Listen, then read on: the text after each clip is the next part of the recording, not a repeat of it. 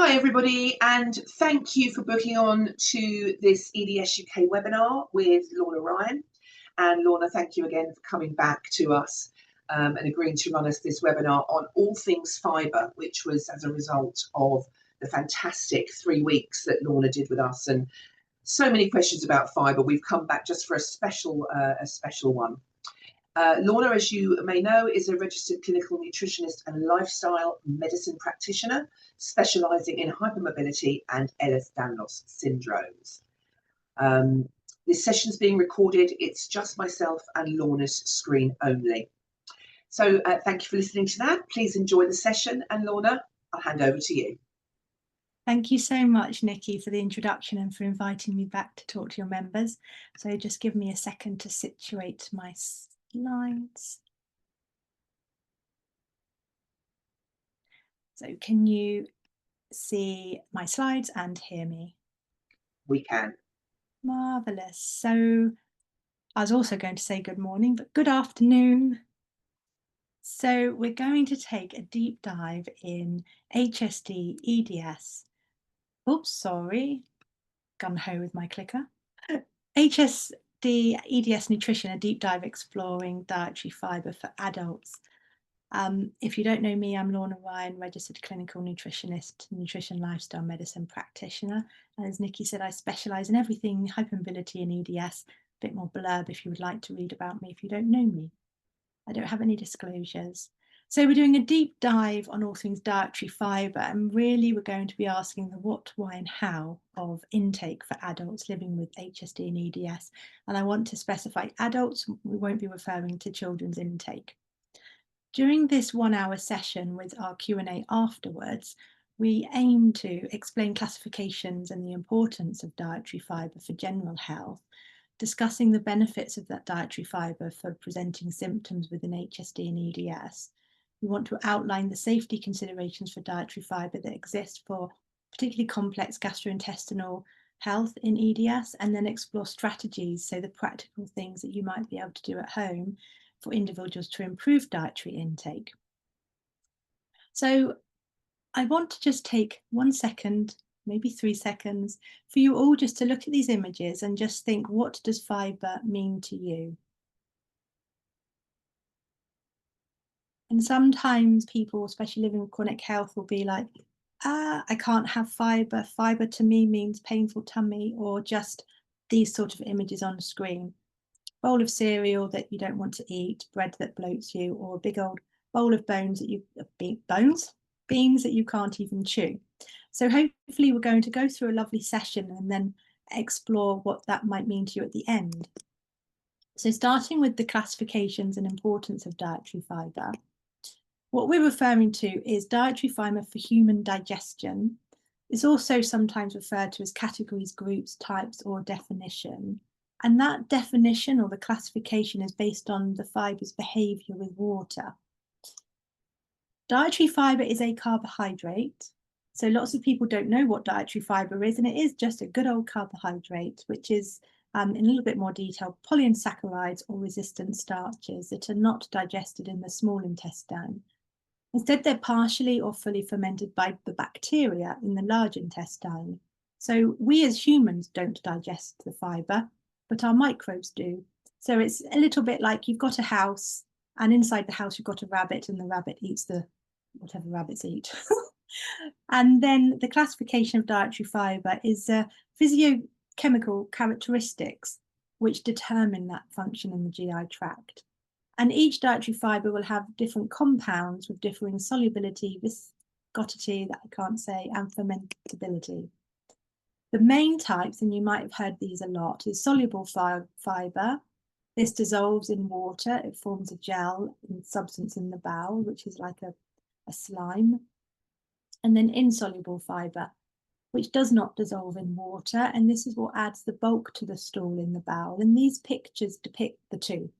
So on one hand, the fibre is being fully dissolved and you cannot see it. On the other side, you have literally the blobs of fibre because it has not dissolved. We want to look here, just going to move my picture at the top. We can look here at a little bit more detail of those dietary fibres. We have the classifications along based on water solubility, chemical composition, and then the sources. And we'll start with the sources. Synthetic forms, that would be sort of like the supplementation or the lab maids. Then animal polysaccharides. There's not too many that we get in the diet. Mostly it would be like the collagen side of cooking, the animal products. Mostly, and most people actually believe entirely, you get your plant-based polyunsaccharides in the diet from all of the wonderful fruits, vegetables, legumes, beans, and also some fungi, which are the mushrooms. Based on the chemical composition, we have the 4 main types, and then we go along to the water solubility, and insoluble and soluble goes down into its own subtypes. So pay particular attention down to these 2 yellow blobs, and then the grey and the blue, because these are really the actions in the GI tract that we're quite interested in. Sorry, my cursor keeps moving. I want to go a little bit of a deeper dive as well into fibre. So whenever I'm talking to people in clinical education, people hear about fibre a lot, but they don't quite understand that all it is a little molecular structure inside plant cell walls. So we actually have a lovely hexagon shape, and then from that you can see all those strands. And if I draw your attention to, if you can see my cursor, we have here all the different colour and molecular makeup strands. These are all fibre types, and they're bound together in the cell walls of all of the plant-based fibres that you can consume. And they all then have different actions within the gut metabolites. Over on the plant cell with this lovely hexagon, you can see the starches that go down. And when people talk about starch, they quite often think it's just one thing, but it's not. There's 4, 5, there is actually a 6th type that's just very not commonly reported on. So you can see here how intricate the structure of fibre is. And then we're going to go down another step. For those that know me, you love going into the more science of things. Basically, when we eat our resistant starch, beta-glucans, pectins, they're all fibres, they're all dietary fibres.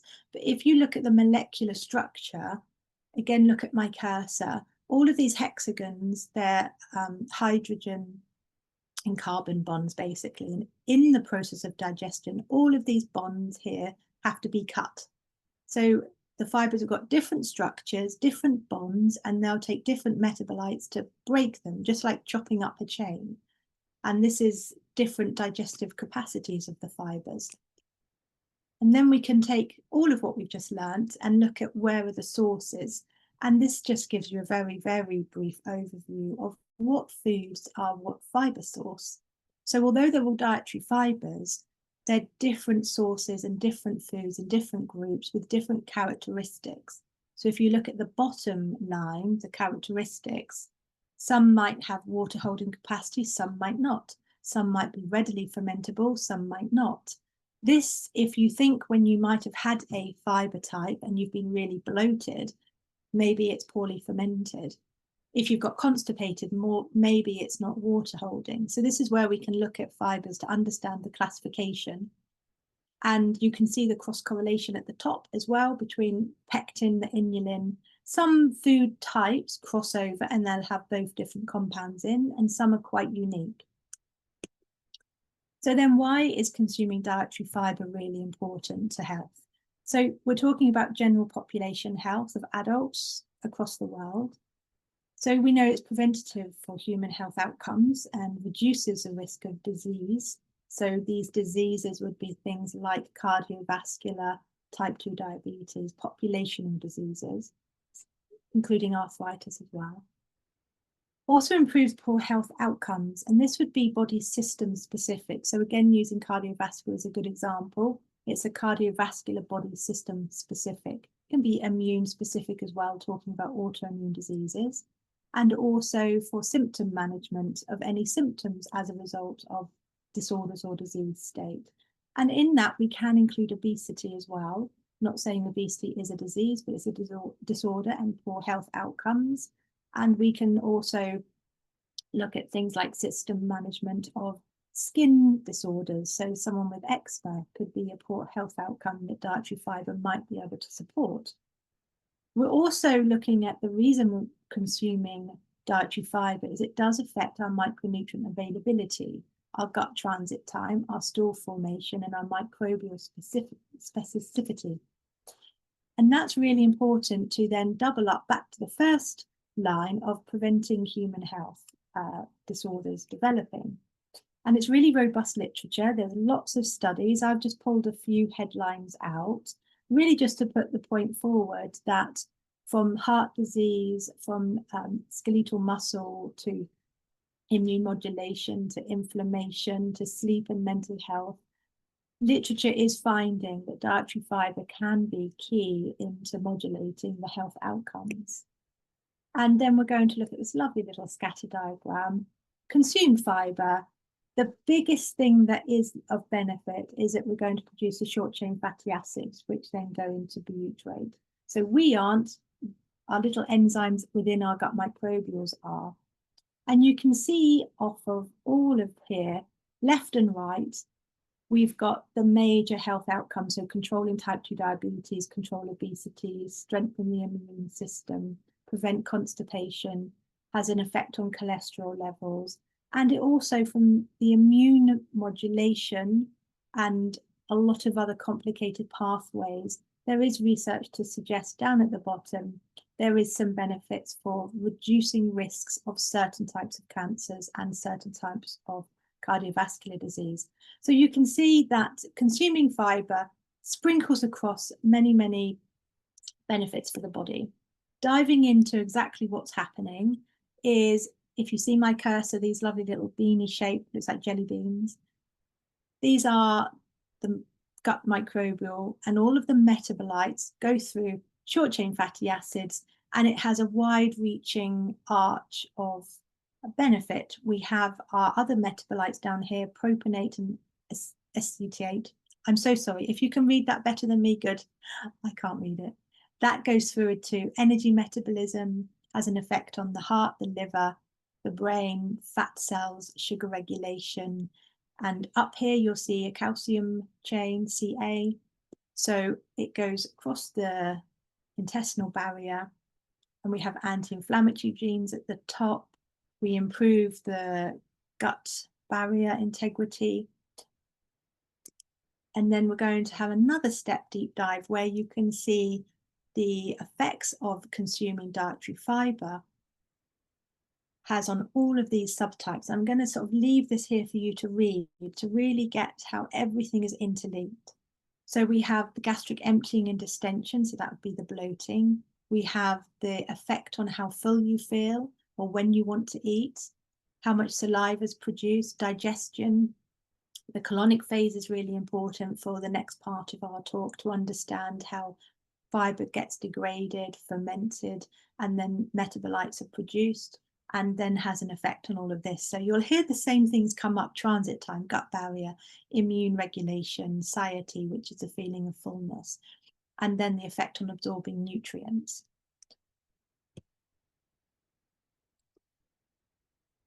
And all of these things, all of these numbers on the screen refer to different regulatory cells. So if you're sort of more on the geeky side of science, you can look at all of those little immune regulatory cells and like protein activating cells, and you can see how everything then goes to look at the body, and very simply, from brain, liver, adipose tissue, muscle, skeletal, you've gone from dietary fibre in all of these complex webs and meshes of activity to get to our organs and our wider whole body. So it's very, very complex. And sometimes when we think about consuming fibre, we don't actually think about how it's broken down and what the end result is. So then how to adequately consume the recommended daily amount of dietary fibre. Now this is for general population. Obviously we're a lovely crowd of hypermobile or EDS individuals. Please don't take this as I'm giving you advice to consume what we're about to discuss. This is general population. If you have particularly gastrointestinal concerns, you're quite likely not meeting this, but that's okay. We'll get to that later. So the recommended daily intake for adults is approximately 30 grams of fibre daily. And adding fibre-rich foods to your usual diet is the way to go. And swapping some certain foods like your starchy breads, for example, going from white bread to wholemeal bread is where the advice sits. Aiming for 400 grams, which is roughly 5 portions of fruit and vegetable daily, leaving edible skins on fruits and vegetables where able, and increasing volume and frequency of fibre intake slowly. The British Medical Journal, Fibre Intake for Optimal Health, has guidelines on how healthcare professionals can support people reach those dietary recommendations. And here you'll see that it's based on global recommendations, World Health Organization, USA, UK. And they do suggest that most of the fibre comes from refined grains, legumes, adding maybe flax seeds or chia seeds to the diet and checking nutritional labels. And then isolated fibres can be added if required. And this would be things like in public health manufacturing procurement from hospitals, for example, when they serve food, they might be adding items like pectin into products. And they've used jam, an example here, gravy is another one of them. What this actually translates to is you want to have a wide variety of food, diverse diet, based on plants, and you'll probably get enough fibre if you pay attention to your serving sizes. What that translates to, as you can see, if you have about 50 grams of oats, you've got 4 grams of fibre. 240 grams of pumpkin, which is like a pumpkin pie, is 7 grams of fibre. 100 grams of peas is 5 grams of fibre, and so forth. So you can see here where the fibre intake can come from if you're following general population guidelines. But what about if you have hypermobility and EDS and some of those common presenting symptoms? So what are the benefits of dietary fibre for us, for zebras out there? Firstly, let's just overlap on what the common presenting symptoms are. If you've heard me talk, I've talked a lot about in depth, shall we say, on nutrition for the individual co-occurring conditions. So I'm not going to delve in a lot, but we have gastrointestinal, autonomic nervous system, immune-mediated pain and fatigue. And then we have the symptoms over on the right or left. The bullet points, sorry, I don't even know my left and rights. You can see all of the symptoms that are reported by patients. The reason I haven't listed these common symptoms related to their individual co-occurring comorbidity, like gastrointestinal with upper GI bloating, mast cell autoimmune with skin flushing, is because they're all intertwined, and sometimes it's really hard for patients or clinicians to take out which symptom goes with which comorbidity. So we're, for purposes of today, combining them. And why is fibre important for people living with HSD and EDS? So it maintains our level of general good health, because even though we're living with chronic health conditions, and everyone out there will have a differing degree of presenting symptoms, we are still human, and we do still have our baseline of health, and we still don't want to be getting more conditions. So a general baseline of health, also managing existing co-occurring disorders, and progressing to not develop more co-occurring conditions. That's the aim. And of course, we're going to be supporting our present symptoms that we're living with. We're using this from the EDS Society as an example that no one person is the same with hypermobility and EDS syndromes.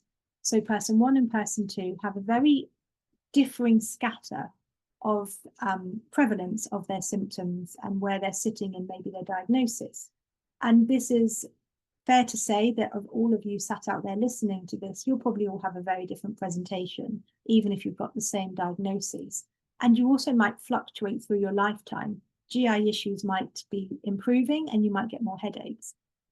Dysautonomia might be improving and you might get more fatigue. So things are sort of swings and roundabouts. So then how does fibre modulate these common presenting symptoms, especially framed in the sense that it's a sliding barometer of how you're doing now and how you might do in the future? So fibre can regulate gastrointestinal transit time and bowel movements, important for gastrointestinal disorders. support nutrient absorption and assimilation, which is good for all conditions, modulates gut-brain axis and neurotransmitter activity, really important for dysautonomias, impacts immune cells and inflammatory signaling, really important for any of the histamine mast cell disorders, as well as the pain and fatigue.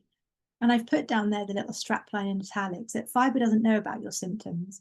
And I don't think it really cares either, because you can't target where fibre is going to go. If you consume dietary fibre, it doesn't suddenly go, oh, she has dysautonomia, let's work on that. Or, oh, she's got MCAS, let's go to immune regulating. It's just fibre's fibre once it's in your body. And it will have a shift and a pattern to all of the different regulating pathways. So from that degree, when we say how does fibre help our presenting symptoms, we don't actually know how fibre is going to do it. All we know is that these are the pathways fibre can offer us if we give it the right conditions. And just remember that it doesn't know where it's meant to go, so we can't target it. But understanding how dietary fibre can work and how it can upregulate or downregulate is the key, really. So dietary fibre intake in the gastrointestinal tract and has an effect on the host metabolism. So this diagram, the solid lines are really proven evidence, and the dotted lines are the yes, there's evidence, but it's maybe not as robust in terms of literature or clinical observations. So we can see in the green, we have the fibre types, the viscous fibres, insoluble prebiotics. And the prebiotics in insoluble, absolutely 100%, have an effect on short chain fatty acid production via the microbiota, has an effect on colonic transit time. The viscous fibres absolutely affects gastric emptying. Now, for someone that might be sat there with gastroparesis, this might not be your friend. You might need a really lower volume or spread out throughout the day because of that impact. And therefore, you might find that your nutrient absorption could be affected if you go too gung-ho on your dietary fibres. But a little bit of the fibre is going to speed up gastric emptying time, so then it would be your friend. So it's all about understanding your condition and how dietary fibre might impact. We also know through the short chain fatty acid fermentation, which SCFA, that's what that stands for.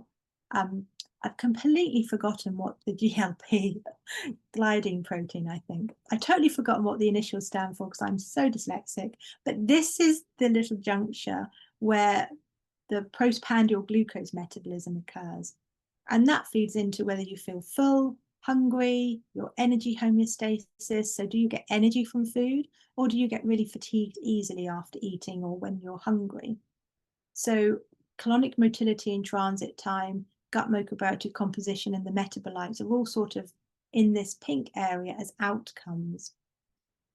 We're going to delve in a little bit more of that blood sugar regulation and how fibre can support, because gastrointestinal issues and maybe a lack of fibre can exacerbate POTS or orthostatic intolerance or the wider umbrella of dysautonomia.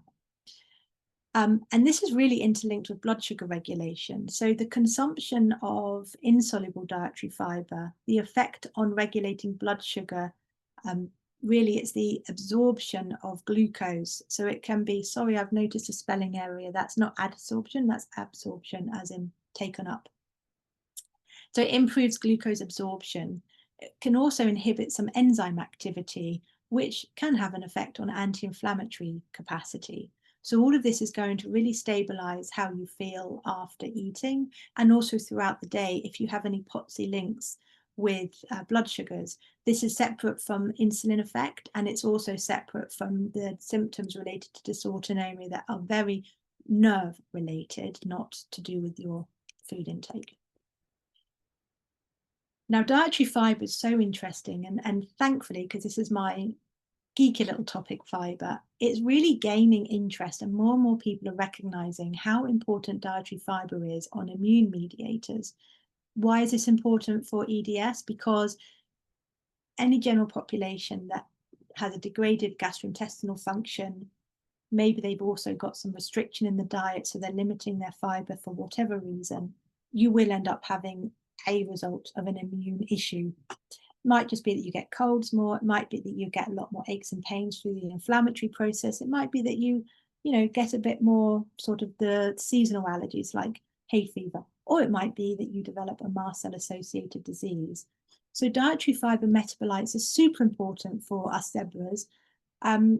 If you are currently living with any immune regulatory problem, and I call it a regulatory problem, you might not have been diagnosed with MCAS, or it might be that you have autoimmune. This little chart, there's a lot going on, but basically the IgE is antibodies. And you can see all of these lovely interlinking, regulating sort of connections. It's like a tube map going through all the stations to try and get you somewhere on time. Fibre feeds all of this happening appropriately. So the biggest thing here is that the dietary fibre is then taken through metabolite process and you produce butyrate, which is a short chain fatty acid. You've got down at the bottom here cytokines, and I can never say this either, chemokines. These are really important at stabilizing quite a lot within the immune system. So we're going to be reducing the histone. Sorry, again, I think that should be an I. I can't say this one either. I'm so sorry, people. Deacrylase. If you see my cursor, this is the word I'm trying to pronounce. It's a particular activity that helps you sort of degrade nicely and reduce the amount of histone in the system, and also regulates the immune cells. Now, this research isn't based on humans. It's mostly rats, pigs, and mice. But it's really, really complex. And this is what I wanted to show you on this diagram, that when we eat dietary fibre, we think we're just going to eat, a substance and it might make our poop larger and then help us poop. But actually, it's so much more than that, because all of these things are happening in microseconds throughout the day as a result of having fibre in the diet. And this is just very much an overview, but I want to flag for you, this research is actually looking at immune, sorry, you know how Zoom is got, my face keeps changing position and covering my slide. I do apologize. So this slide's looking at research of dietary fibre's effect on a lot of different allergy conditions. Mast cell is in this bracket. And yes, it's not EDS specific, but mast cell is very EDS comorbid specific. And I've put these little red cursors on here to show you where the mast cell activity is impacted directly from short chain fatty acids, directly from the resistant oligosaccharides, the beta glucans, and the germinated barley. They use germinated barley, but basically it's barley as a fibre source. So we have the antigen is induced, we have cell degradation is reduced, the sensitization and the symptom presentation is reduced, inflammatory mediators are reduced. So this directly shows you why fibre intake is so important, which is actually an oxymoron. When you're following a low histamine diet, you generally are reducing down your fibre content. So let's move on to safety considerations. When you are living with EDS, it does depend what type of EDS you have. So this safety slide is not here to scare anybody. If you're hypermobile, please do pay attention. If you're vascular EDS, have your eyes glued. So with vascular EDS, there is a higher risk for bowel perforation if you have a lot of fibre in the diet that's not moving through the colon well, and you basically expand the colon, and the tissue fragility might lead to a perforation. For everyone else that's any other form of EDS or more of the symptomatic hypermobility within the lower colonic area of the body, you might have a rectal prolapse, or you might have had a vaginal birth, or in the future you might have a vaginal birth and lead to a prolapse because, again, the tissue fragility. And so having a lot of fibre that you can't move through the diet, or suddenly increasing your fibre that's not moving through the colon at a nice speed, or exiting, so an evacuatory dysfunction, can worsen tissue fragility. It can also exacerbate some symptoms, i.e. abdominal distension, bleeding from the rectum, mostly as a result of fissures or hemorrhoids. And there's a potential for an obstruction. Sorry, this is the slide I wanted. And just to show you if that's not making sense to you anatomically, just to have a picture, fecal impaction is what can lead to too much fibre with a slow transit time. And this can happen in the general population as well, but it's more reported in those people with hypermobility that really do have the slower peristylus where things aren't moving through, or reduced fibre in the diet as a general pattern, and then they suddenly increase suddenly increase the fibre without the fluid. Things can just get stuck. So this is what's happening with fecal impaction. Not everyone has it. Not everyone needs sort of medical attention, but due diligence as a safety, this can be an outcome. Now I'm going to go back to this slide. Why dietary fibre poses a risk if you have complex GI issues.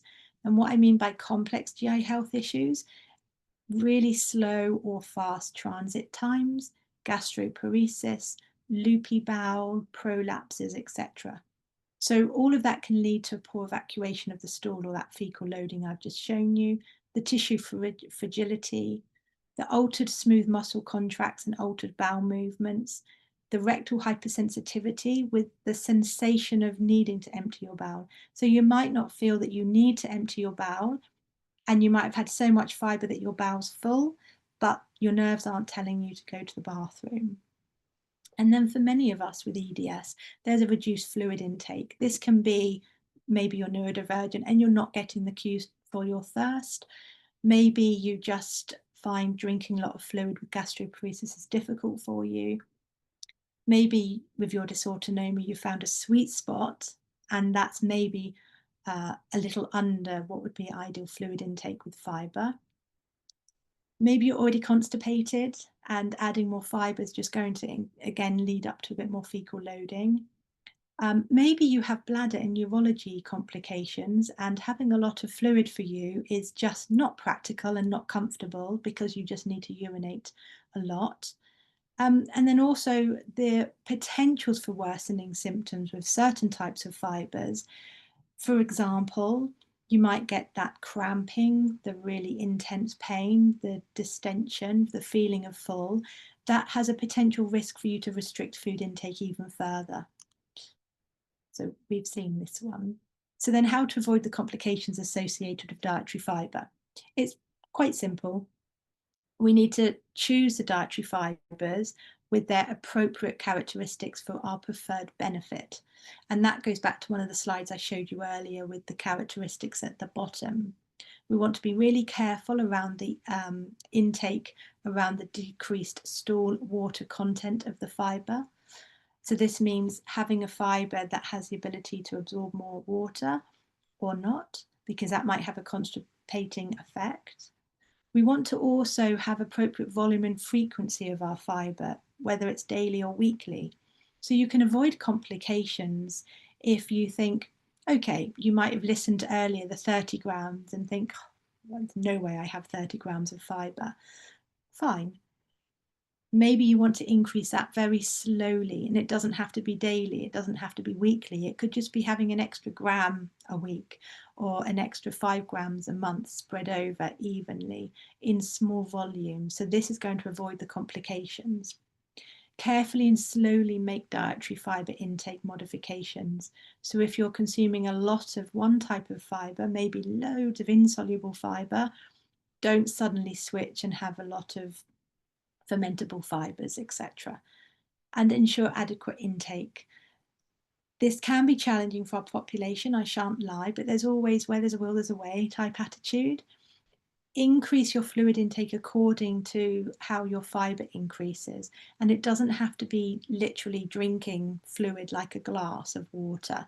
Fluid intake can be accommodated in things like soups, something liquidy, something that's not going to be troublesome if you have a swallow issue.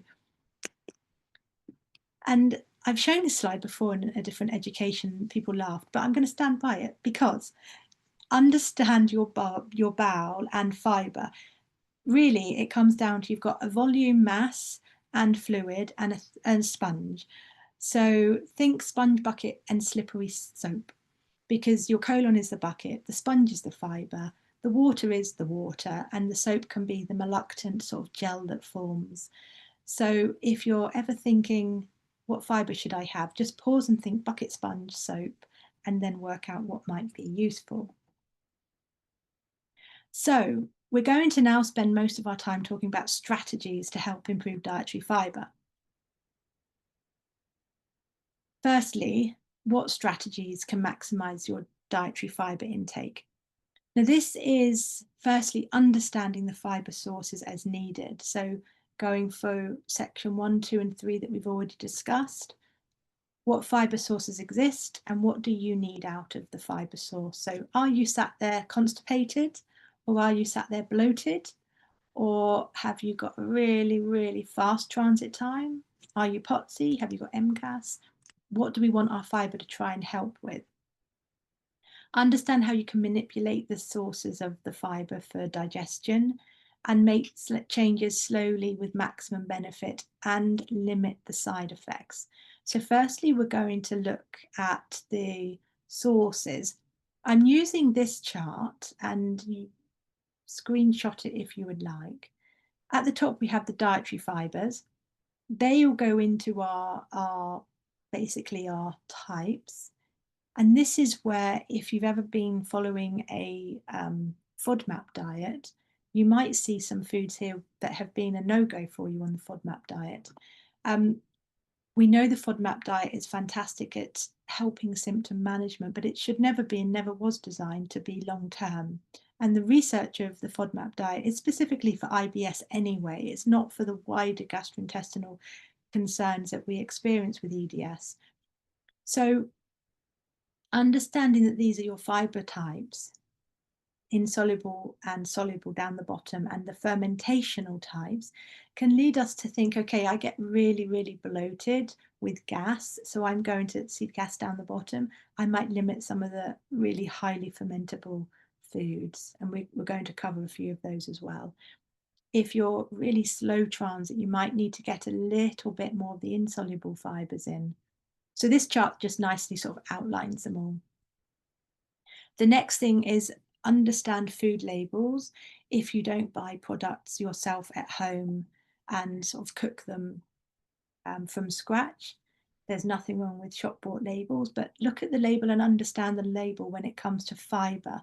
And the thing I want to flag here, we've got British and US label, is don't just look at the percentage or the gram of fibre without first looking up the top here at the serving. So in England, or sorry, in Britain, we usually do per 100 grams. US, they generally do it by like the serving, like 2 slices of bread. And then you're looking at the total dietary fibre.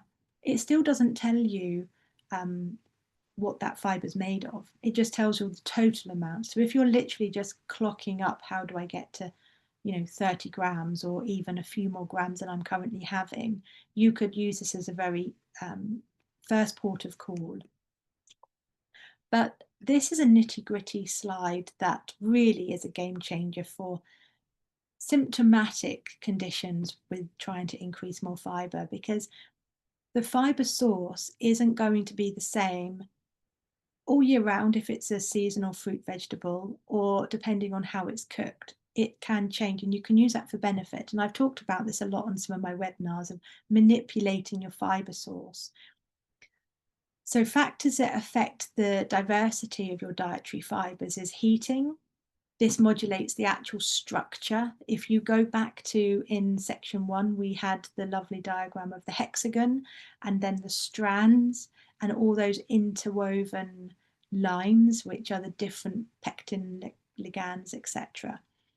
Literally, you are changing the hexagon and the strands, they're breaking, so your digestion doesn't have to do it.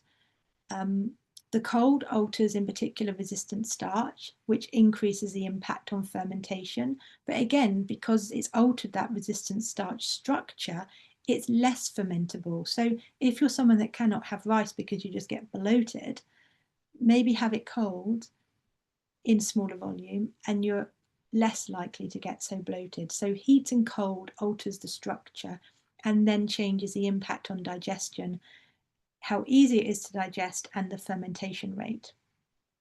We can also blend. Now, blending all of our fibre sources does not change the structure.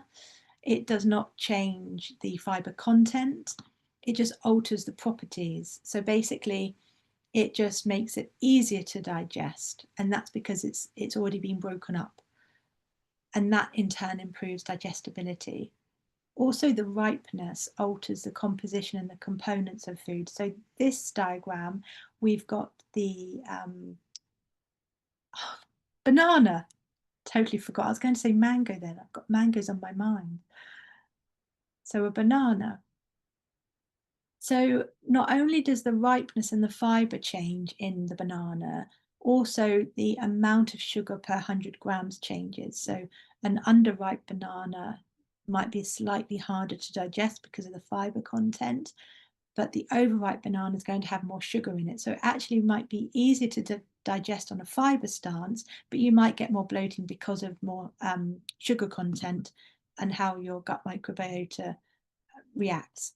So if you can see this line, you've got the resistant starch dietary fibre all the way up to digestible starches. We've already talked about the heating and the cooling. Just a side note here on the can, beans and legumes that have been soaking in water is actually a process. So it's started to break down. So the fibre content would be changed slightly compared to completely raw that you rinse and boil yourself. But cooking is going to affect, and it's got here particularly the pectin and the GOS, GOS. These are the fibre structures that particularly make you bloat and have flatulence. So people that say, I can't have beans. You can have beans, it's just your gut microbes can't digest the beans and they get a bit too much gas and then it comes out as flatulence. So again, it's about modifying that volume. And then the growth and maturity influences composition as well. So again, when we're talking about dietary fibre, we need to really bear in mind of how something's been grown, how quickly it's been grown, and if it's mature. So you can see down at the bottom, the FOS, which is the fructose or saccharide, it's decreased. And with the oranges, it's the pectin that's decreased. So then why are specific strategies useful living with HEDS? So again, dietary fibre, yes, everyone does bang on about how good it is. And I've said it a lot in my webinars, colleagues talk about it, but why exactly is it helpful for you to really get on top of your fibre intake? Yes, symptom management, but it's also not how you are today. It's how are you during a flare? How are you in travel, time of stress, additional illness? We know that stress really does drive inflammation, which is why when we are in stressful times, we might feel a little bit more symptomatic.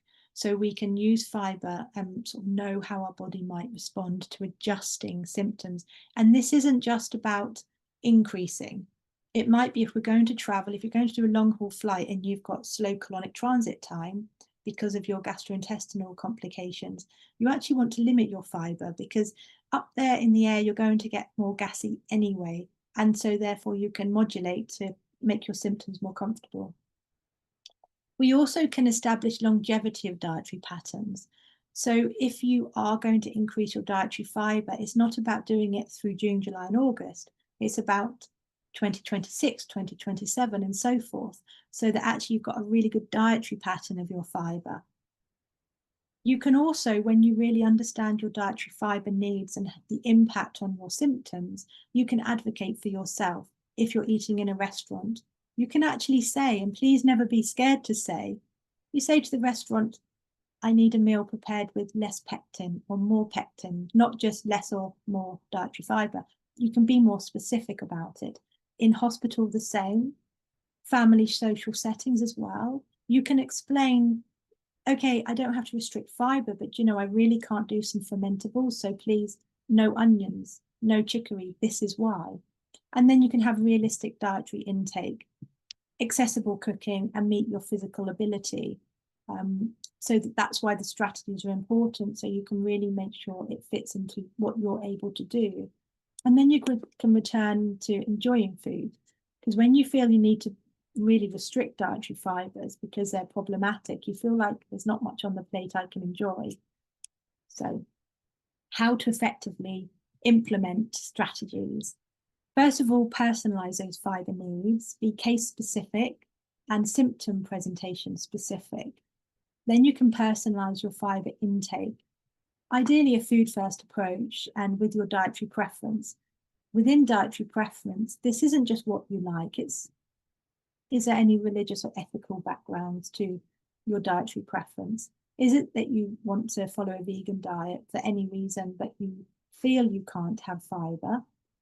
Or is it just that, you know, you like crunchy things because you're ADHD or you are autistic and you don't like soft foods? So preference is really important, because if you don't adhere to what your own likes and dislikes are, you're never going to want to consume the food. Dose and frequency to suit your current GI health is most important. So again, this isn't to say that we need to meet what we outlined in section 1 of 30 grams a day.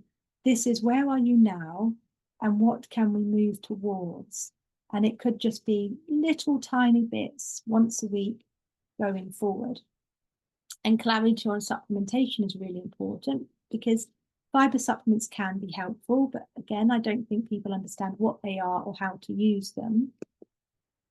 So we're going to revisit this slide that we saw earlier. What do you need from your fibre? Do you need to bulk your stool and to make it evacuate easier? Do you need more of a prebiotic effect? A lot of people that feel they can't digest fibres well is because they have had some sort of, I like to call it gut microbiota injury. Like we've done something that's not been helpful for our gut microbiota. Surgery, antibiotics, lots of drugs, loads of stress, restricted diets, removing dietary fibres. These all are going to have an effect that we would like a prebiotic effect to try to, I don't like the word heal, but recover, challenge the gut a little bit. Do we want to speed up transit time, or have you got fast transit time and you don't need that effect? Do you need to reduce the fermentation because actually bloating is a real problem for you at the moment? And do you want to focus on the immune signaling? So yes, I said earlier that fibre doesn't choose our symptoms, it doesn't know, but we can still really focus on something. So if immune signaling is your focus, then we can look to those. And this is sort of how we do it. This is using soluble fibre as an example, and you're going to see there's yes, no, yes, no. So what we're doing is we're quizzing fibre. Why not? We're going to really work out what it is that we have at the moment that might not be working for us, or what we might want to focus on to help us in the future. So let's go down. We've got yes, the particles dissolve in water. And does that form a gel? Yes, great. That's going to help with my gastric emptying. Yes, you have a diagnosis of gastroparesis, for example. Yes, you might be on medication, wonderful. But we can still use food and fibre to support it even more. And yes, there is some neurological reasoning for why the stomach might be slower, but fibre is going to help. Caveat there, if you have MALS. If you actually have a compression, then follow your current dietary advice. And what about fermentable? Is that fibre broken down by the gut? No. Okay, that's going to work on your regularity, help you have a bowel movement. Does it? Yes. Oh, that might be why I'm getting bloated. So you can see why we sort of can quiz our fibre intake and link it to what we're experiencing. And then down the bottom, I want to draw your attention to the examples. So we have beta-glucans, guar gum, pectin, psyllium on the viscous, and the fermentables are also some of the same, but they also have FOS and PHGG, which I will explain in a second. Just going to check the time. So I've given you examples here. So if we are wanting to work on constipation or gut transit time or the colonic transit time, as well as immune regulatory. Then we want some viscous fibre. So which ones are we going to have? We're going to see if we can get some beta-glucans, some pectins, some psyllium into our diet. So where are they found? Beta-glucans is in our oat, our barley, reishi and shiitake mushrooms.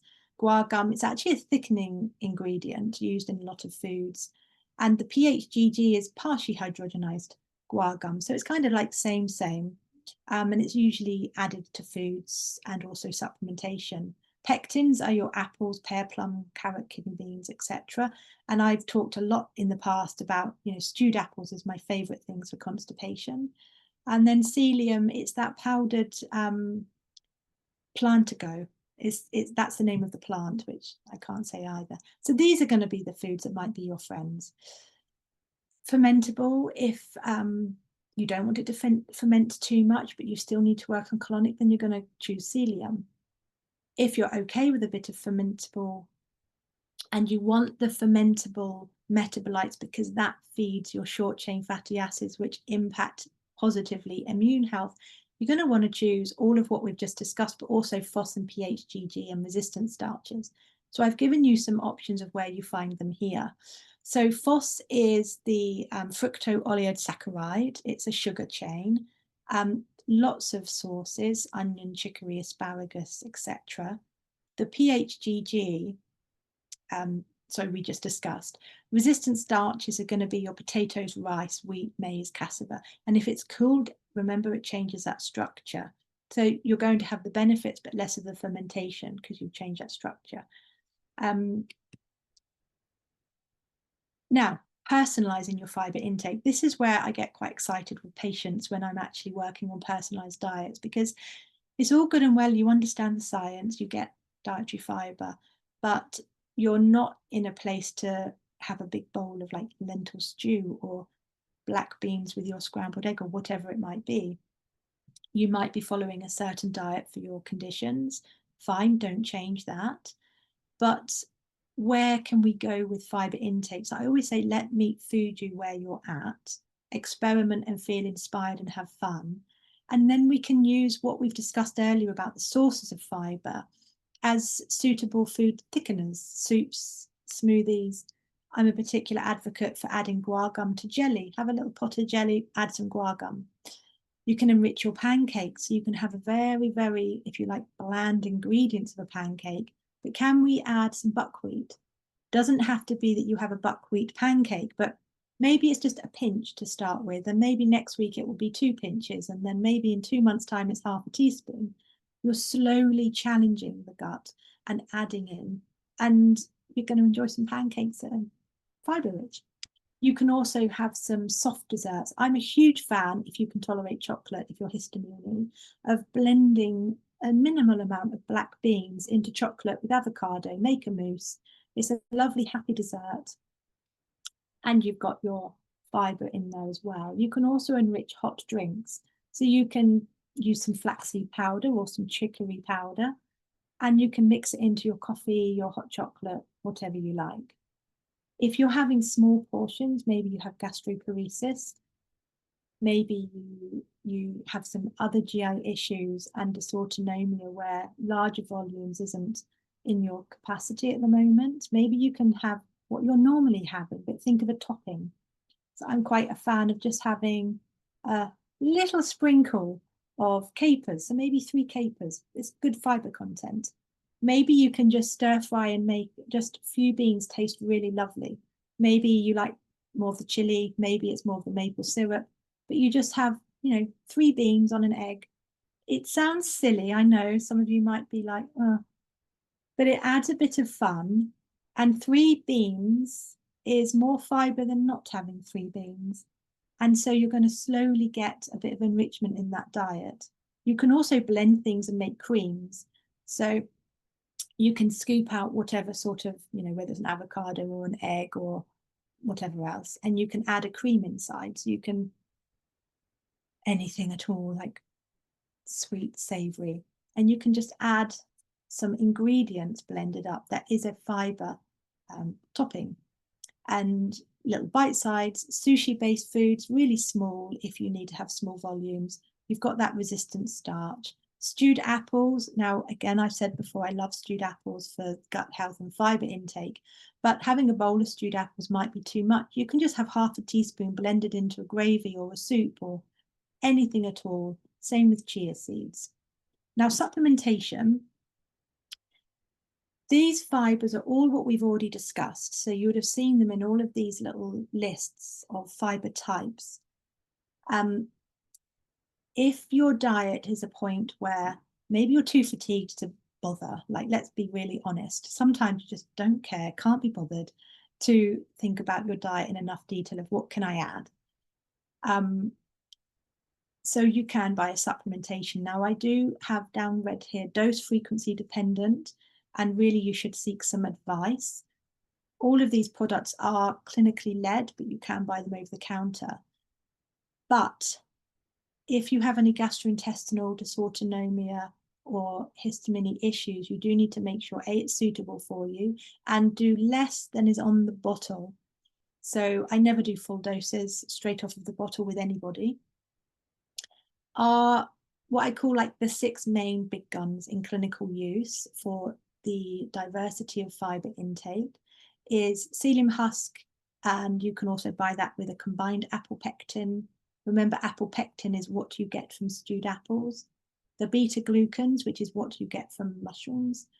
The FOS, which is that fructoosaccharide. This is the one to be careful at if you get bloated, because it will puff you up like a little blowfish. But it is really, really good in very small amounts to start challenging your ability to improve gut health. The pre-fibre powder has a combination, and then the pre-bi PHGG. Now, the PHGG is the one that I like to add to jellies, mousses, whatever you like, make a dessert, just enriches it. So now let's pause and think, what does fibre mean to you now? Now we've had a lovely discussion. Is it as scary? Is it such a one thing? Or, you know, I quite often get people making chocolates. You can make your own chocolates at home and enrich them with fibre powders or black beans. Raspberries can be blended down and used as a little drizzle. So have a ponder of what you now think of fibre. And thank you so much for your attention. Thank you to EDS UK for having me back. And now I welcome your questions. Thank you.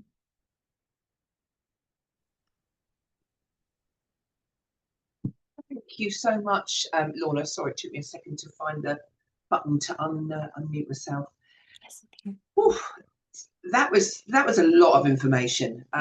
So much to take in. And I was kind of glad you were struggling a little bit with the words, because yeah, I mean, I just as a reminder to everybody, if you email info@ehlers-danlos.org, I'll pop it in the chat. You can have a recording of this. I think for me, I need to kind of watch it again. But so interesting and so much information. Thank you so much. I have got a few questions. And again, I'm probably a little bit like you. Some of the words in here I will just have to have a go at. First question, if people struggle with that slow colonic transit, that bloating, the fullness, should they avoid completely the fermentable fibre and the oligofructose? Depending on how you feel your symptoms present when you have foods that are on the fermentable list. So I never like to tell someone to restrict, but you might want to severely wind down. So that would go back to the volume and frequency. So if anything is symptomatic and causes pain, lasting symptoms that go from one day to the next or stop you evacuating your bowel, then avoid. Make sure you chat to your gastroenterologist to make sure you don't have any malabsorption there with fructose products, the sugar. So completely wind down. And what's a good caveat is don't have any for, say, 2 to 3 weeks, and then really slowly introduce. And like I said, a sprinkle one day, leave it for a few days and a little bit more, and introduce it slowly. Sometimes we really can't digest something because we need to be a bit more challenged with it. doesn't mean it's bad for us, but caution and listen to your body. You mentioned about having fatigue after eating. There's a few people have sort of posed a question about wanting to fall asleep after, you know, a larger meal, or perhaps when you're away you have a hotel breakfast that you don't normally have at home, and you know, kind of fill up, where there's a mixture of fibre and protein. What's causing that? Do you? So it does depend, like everything, the nuances, what is going on for you. If you have dysautonomias, particularly POTS, it can be a postprandial effect to the blood going to the gut, basically to help digestion, as well as that blood glucose metabolism. Fibre digests slower out of the stomach than the protein. So it might be that you haven't had enough protein. It might be that you've had too much fat. It might just be that you aren't used to the challenge of fibre. And it doesn't mean that you should avoid, but like that hotel breakfast, if it's something that you wouldn't normally have less of it, and just make sure that you're not having less throughout the whole day. So the fatigue that happens can be in EDS, it's slightly different, in my opinion, than what our research on pure, say, POTS is, because we also have what else is going on for us. Is it really tiring for us to sit up straight to eat? Like, do we have any instability in the spine there? Do we have jaw issues, which means we're actually trying harder to chew our food in the first place? So there's so many other things in the bucket of fatigue, what we call postprandial fatigue for EDS. But it would generally be, make sure that your food is a lovely ratio of fats, carbohydrates, and fats, proteins, and carbohydrates. And your carbohydrates are more of the dietary fibres we've discussed, rather than the starchy hot. So, you know, maybe you want to limit, like, don't have crisps with lunch, have, you know, something else. But volume, pull down the volume. Yeah. And other than that, I would need to know more about the case. How does dietary fibre improve skeletal muscle mass? Well, that goes into how all the metabolites get fed through different sort of activity, anagen activity. So our muscles need a lot of energy. They need a lot of nutrients. And so it's not that it can affect muscle mass per se, that's going to be your activity, but it can improve the nutrients getting to the muscles. And it can also decrease fibre, that is, can decrease inflammatory processes that might have a negative effect on the muscles and on the joints. So it does depend on exactly what's going on in the muscles that you're referring to.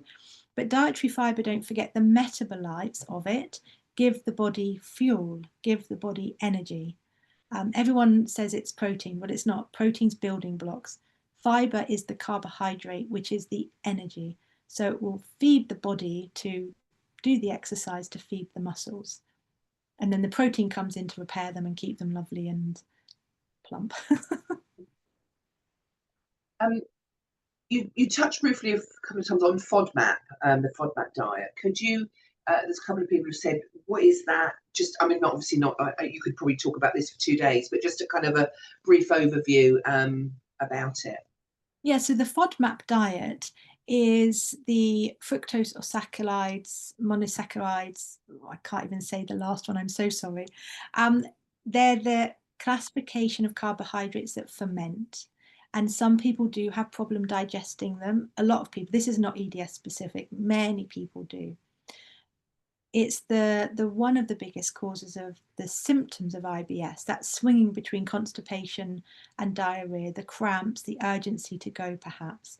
So FODMAPs, so let's take the FOS that I talked about, the fructooligosaccharides. It's a long chain sugar. It takes a lot of work by the gut metabolites to break down the chains, if you think about those hexagons I showed you. So the FODMAP diet aims to remove these highly fermentable products out of the diet so that it's easier for your body to have the rest of the food without the problem. Imagine you've got, you know, a school bus full of children and there's only one little child that's real troublemaker. You ask them to get off the bus and then everyone else is quiet. This is like the FODMAPs. So there's two schools of thought. Take them out the diet and you crack on and you've got a really wonderful diet, no symptoms. That's not the reality for a lot of people. Or you take them out of the diet to assess how you feel when you reintroduce them, and then you help your body digest them better. Usually, whenever you have a problem digesting food, this is separate to allergy. If you've got an allergy, different. Or if you've got, you know, so bile acid malabsorption or any other digestive enzyme malabsorption, this is different conversation. But usually, the reason you've developed a problem digesting certain types of fibers is because something has occurred to degrade your ability to digest the fibers. So usually it's not having a really good gut health in the first place. And as you can imagine in EDS, it's a lot of people have poor gut health, or you've been restricting the diet. So FODMAP diet designed for IBS, certain types of fibers that ferment. The diet protocol is remove them for 2 to 3 weeks, reintroduce slowly with some digestive support. Never long term. The longer you stay on it, the more problem you're going to have. If you're safe and want to reintroduce, the key is small, tiny amounts at a time, and have quite a few days between each source so that if you get bloating, you let it go down. Hope that helps. Has fibre got any effect on bile acid absorption? So it does have on one of the slides. So if you do watch back this video, I can't remember what slide it's on, but on one of the slides, you'll actually see the pathway to bile acid. It has an impact on bile acid production and then what goes on. When it comes to, does fibre have a direct link to bile acid absorption, there's a lot of other medical things that can also cause the poor, so a dysregulated bile acid absorption. So it's bile acid malabsorption. So I would say you need to get that checked first, because if there's a bile acid malabsorption, and this can be where you're not digesting your fats, you might have a yellowy stool, diarrhea, then we can't safely say increasing fibre is going to make that better. It will have an impact. It will, be beneficial for you, but you need to delve into why you're not absorbing bile acid in the first place. Should you worry if there's a lot of constipation, etc.? Should you worry if there's a lot of blood that's coming, even if you've got piles?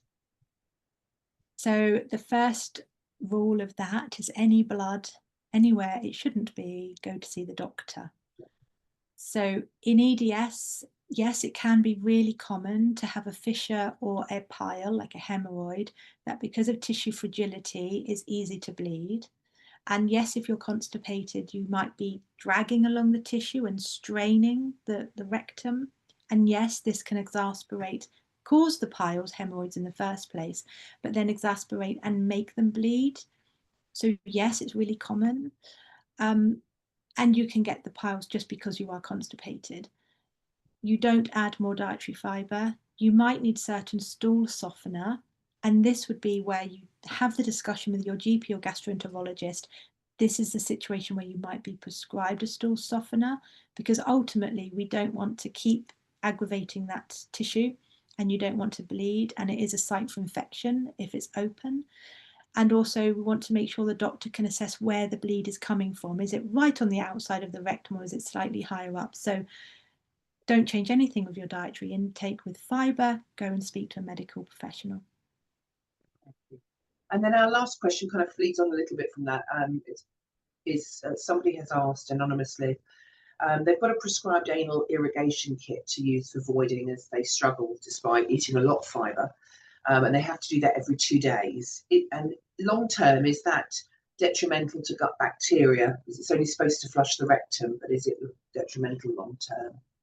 So I can't talk to whether it's detrimental long term, because I don't know any more about your case and I haven't read enough research on that. That would be a case for a colorectal specialist dietitian if you have real concerns about the reason you're needing to use irrigation. Where dietary fibre sits in is you can still consume enough dietary fibre to benefit your gut microbiota without the bulk. So it might be, and again, this is general sweep because I don't know your case. When you say you have a lot of fibre, you might be having too much fibre. You know, for general population, this goes back to my presentation on this is what general population is, yes, but hey, you've got EDS and you've got gastric issues. So maybe you need to reduce your overall fibre or manipulate the type. So go back to the diagram where it was soluble, insoluble, viscous, cellulose, fermentable. Have a chat to whoever it is that's in your medical care team. And with the irrigation, all it's trying to do is help that stool come out, which is what some fibres can do. But you might, again, reduce, change, do not stop using your irrigation. And, you know, sometimes I say to my patients is that we are where we are. Hey, you need to use irrigation. Don't worry about long-term effects. Just try and do better each day. So what can you do to mitigate those risks? You can probably have a little bit of prebiotic fibres. You know, sprinkle a prebiotic fibre into whatever hot beverage you have. Mitigate it as much as you can, but please don't keep increasing fibre. It will likely make it worse. Lovely, thank you. Well, thank you very much for another fantastic webinar, Lorna. So much information in there. I did forget to put the email address. Let me just pop that in now. Completely misspelt it, of course. Info at Ehlers-Danlos.org if you want to watch those slides again. They won't be ready till Monday, so don't email me today. Do email me on Monday. But thank you very much, Lorna, and thank you everybody for coming, and enjoy your weekend. Take care, everyone. Thank you, everyone.